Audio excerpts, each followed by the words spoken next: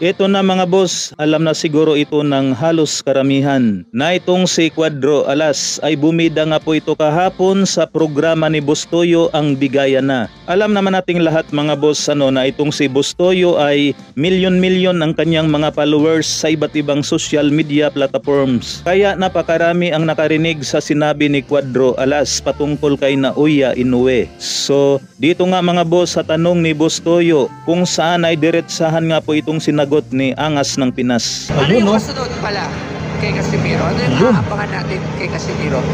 Marami, baka next fight, Nauya Inoue na. Or Sa tingin mo, Yun naman pala eh. sa tingin mo ba ipibigyan na nila si Inoue? Mukhang nagtatago. we're rooting for Ayos.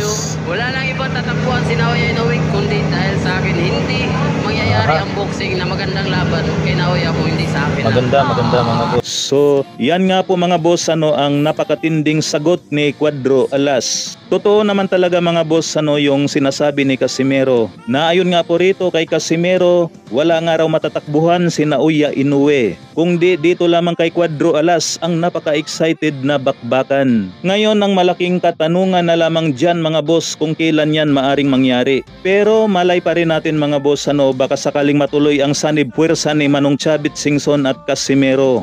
Sa dami ba namang limpak-limpak na salapi nitong si Manong Chavit Singson? Di nga po imposible yan mga boss kung talagang kikilos itong si Manong Chavit Singson.